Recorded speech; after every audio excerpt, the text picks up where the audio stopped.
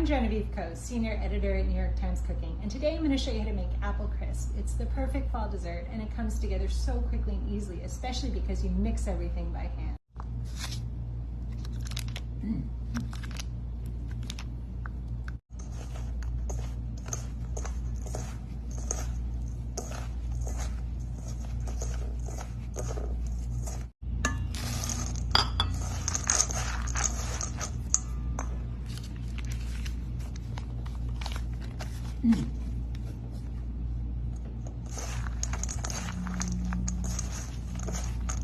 So what you're going to do now is you have these chunks of cold butter and you just want to smush them into the dry ingredients until they're fully incorporated. And I've actually already put the nuts in here because the nuts also add to the richness. You want to just get everything fully mixed together.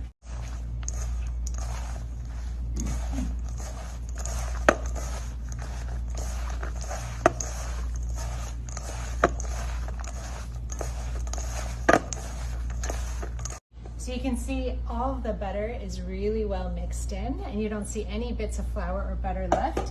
And so now that you have this messy, sticky cookie dough, we're gonna toss in the oats, which are gonna give us a little extra crispness in the crisp topping. And we're just gonna gently rake them through so that every bit of the buttery mix has some oats in it, but we're not crushing the oats in the way we were crushing the pecans in a little bit. Okay, and now we're gonna go ahead and throw this in the freezer because we actually want the mix to be really cold when it goes on top of the apples.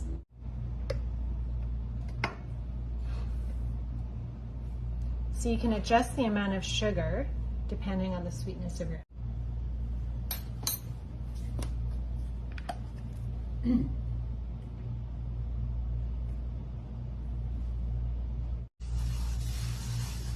We're just mixing everything right in the skillet so we don't get an extra bowl to wash later. This is the flour, sugar, spice, and salt. I love to use a variety of apples, both sweet ones, tart ones, and ones that are sweet and tart. And you just want to adjust the amount of sugar and lemon juice accordingly. And I actually love to keep the apple peels on. So I go ahead and just cut them into chunks with the peels, and that gives you a nice chewiness along with the crisp topping and the tender apples underneath. Of course, you can totally peel them if you prefer a softer filling.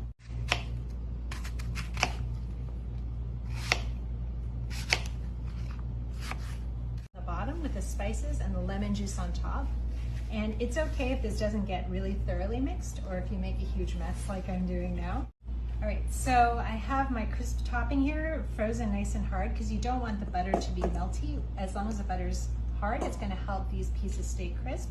And I just want to crumble them on top. And I want a mix of sizes. I want pieces that are really like as small as little bits of gravel, and then I want pieces that are like pea size, and I want just tiny crumbles. And that's just going to give you a bunch of different types of crunch and crispness on this topping.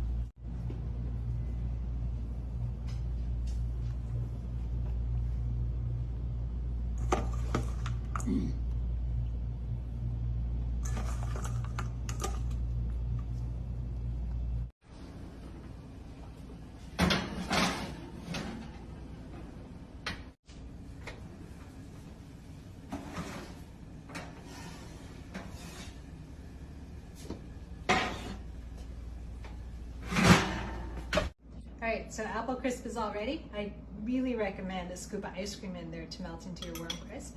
And now I'm gonna taste test, but Tegan is gonna taste test first. So let's see what she thinks. You ready? Enjoy.